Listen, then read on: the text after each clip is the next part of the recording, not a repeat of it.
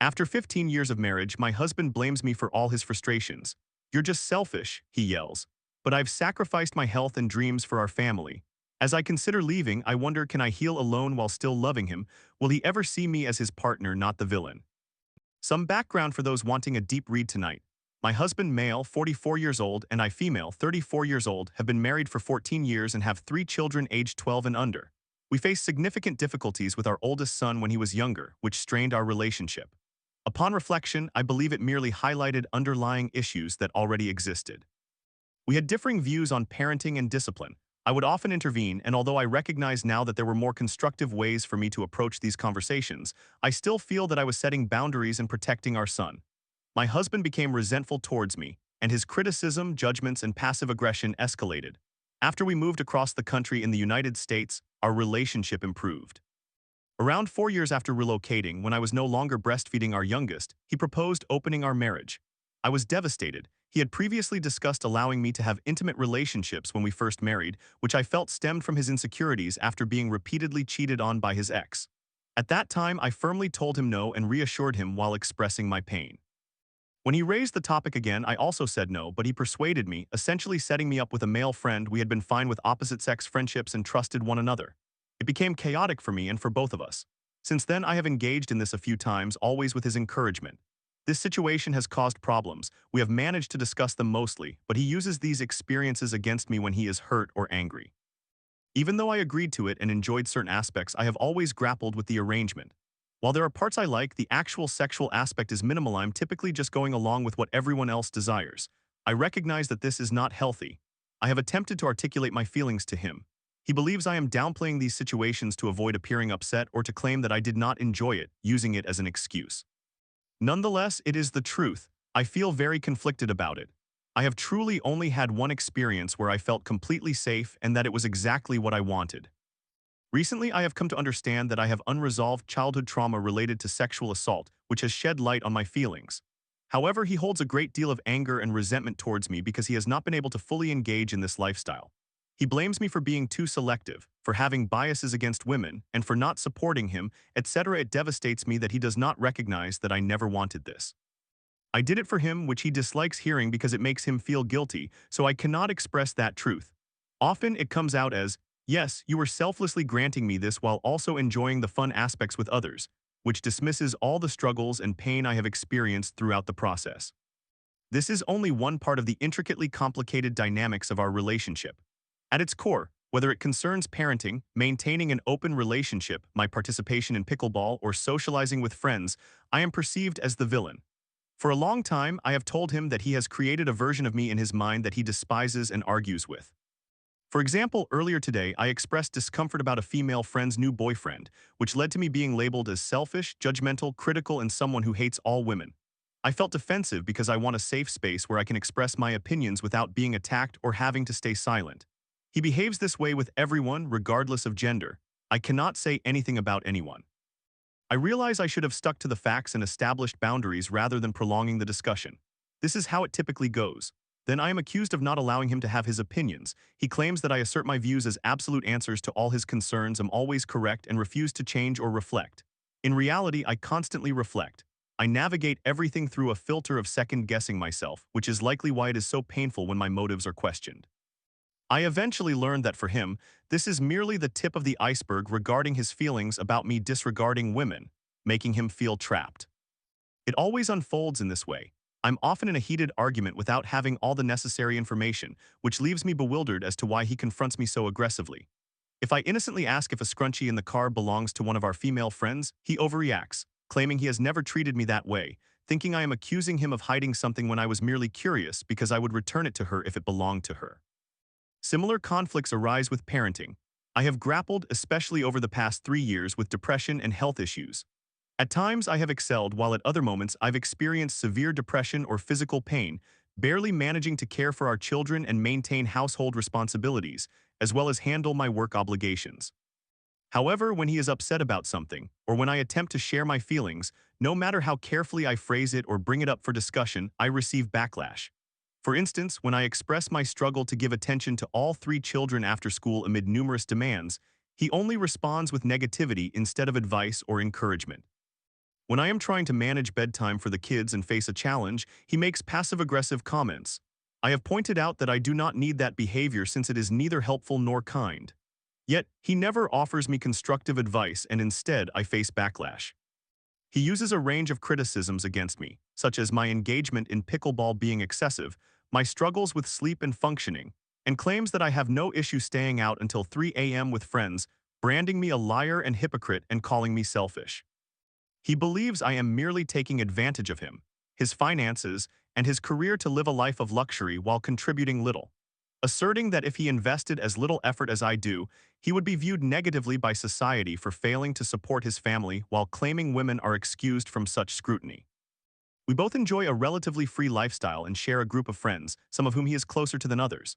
I have found it easier to connect with male friends who are respectful towards our relationship as are our female friends. He understands that I enjoy staying up late sometimes to watch movies with friends. I cherish this part of being myself.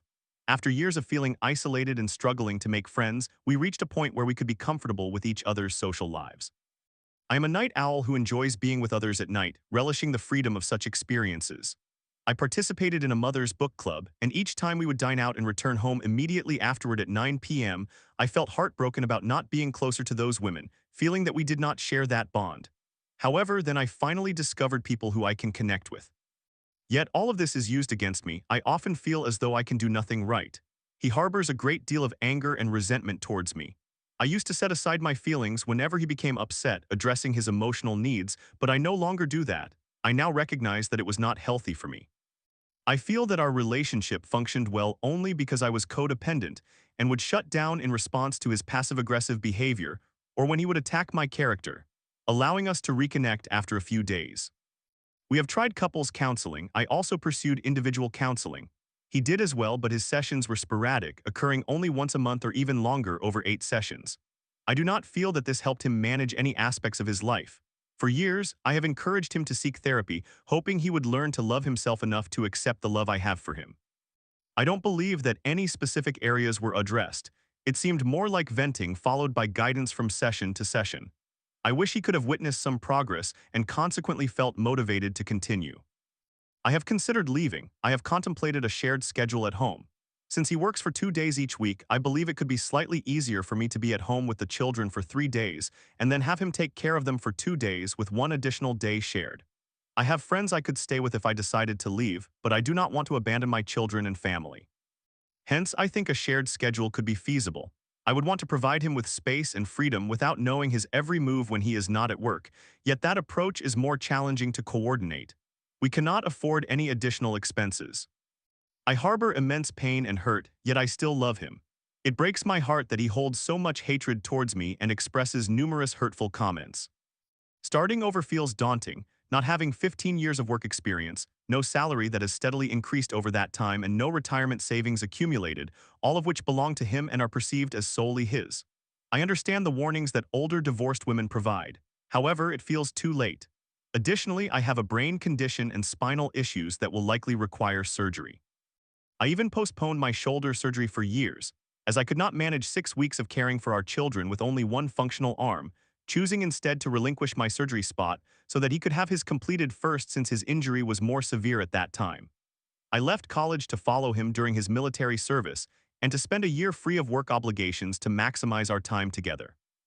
I fear what the future holds, not only for my well-being and that of my children, but also for how we can all move forward while being healthy and happy.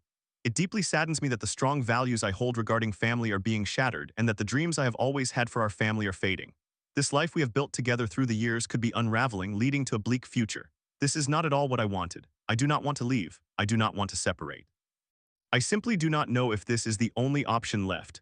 I wonder if perhaps some space would help him realize that I am not the adversary, maybe prompting him to seek counseling or perhaps soften his heart. On the other hand, he may just become more resentful. Does anyone in a long-term marriage or those who have faced similar struggles have any advice? My ultimate hope is that we can heal both separately and together, to love and enjoy one another while cherishing the blessings of our family and the 10 years of hard work we have invested. Story 2. After an incredible love story full of promises, she blindsided me with a breakup over text on the worst day of my life. I didn't even know why I ended things, she later confessed.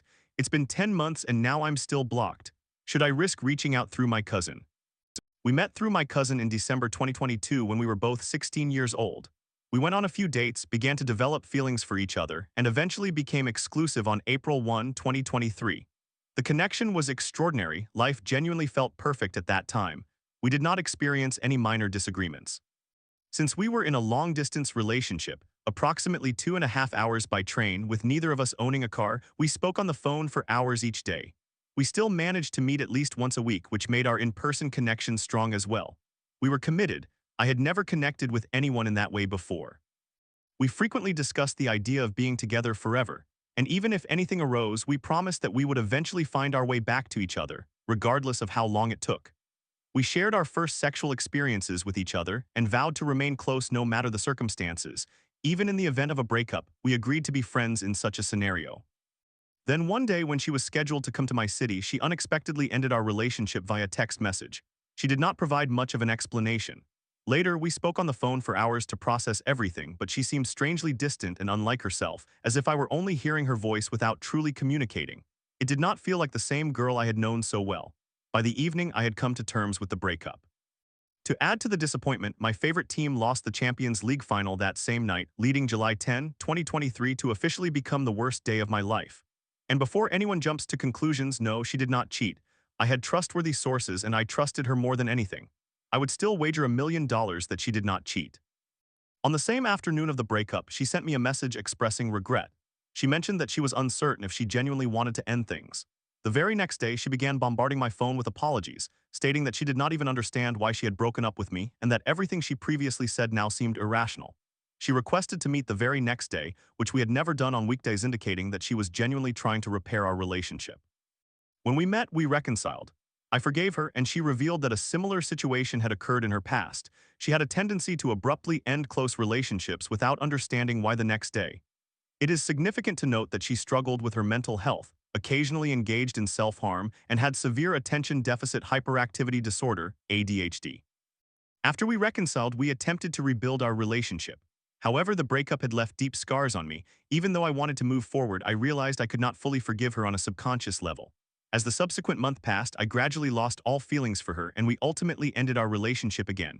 There were still no problems or arguments between us, making it essentially flawless, but I simply could not rekindle my love for her. I suggested that we go no contact for a while so I could adequately process everything. During this time, she spiraled mentally, and it was evident that the breakup had affected her profoundly. I noticed that she blocked and unblocked me several times throughout this period. Following a brief rebound relationship of my own, I began to think about her again. I also heard that she had a few rebound flings, which I did not judge, especially since I have a somewhat high number of sexual partners myself. Over the following months, I found myself reflecting increasingly on our relationship. It was genuinely a 10 out of 10 connection. Nearly a year after our final breakup, we had exchanged only a few words through my cousin. I asked her to hang out casually. However, when she discovered that I meant just the two of us and not my cousin as well, with whom she still maintained some closeness, she rudely dismissed the proposal and stated it was because I am her ex. A week later, she completely blocked me and I remained blocked 10 months later. I continue to think about her frequently. I am unsure if I still have romantic feelings for her. I do not know if she has changed or if we would still connect the same way. However, I am certain that we could at least be friends. If we reconnect, well, I would be open to exploring a romantic relationship. I have thoroughly considered this issue and it still appears to be a bad idea, but perhaps I am merely afraid of being rejected again and being judged by my cousin, as any attempt has to go through her since I am blocked, and she has a new phone number. Many of my friends, both male and female, disagree with my feelings on this matter, and one reminded me that I will only live once, which ignited my motivation to share this. Do you think I should attempt to make a move? TLDR. I met an exceptional girl through my cousin in December 2022 when we were both 16. We quickly became close, became exclusive by April 2023, and enjoyed a deep emotional and physical long-distance relationship. Out of the blue, she broke up with me via text in July, on the same day that my team lost the Champions League final brutal. She regretted the breakup almost immediately, apologized, and we reconciled. However, the breakup left a scar and I was unable to fully fall back in love. We split again, without any fights or drama, and went no contact. Months later, I began to miss her and reached out. She rudely rejected the idea of meeting, saying it was because I am her ex, and subsequently blocked me. 10 months later, I remain blocked. I am not even sure if I still have romantic feelings for her, but I would like to be friends and perhaps more if we were to reconnect. The only way to reach her now is through my cousin, which makes me anxious due to the possibility of rejection and judgment. Some friends insist that I should pursue this, but part of me questions whether it is worth it. Should I attempt to reach out or should I move on for good?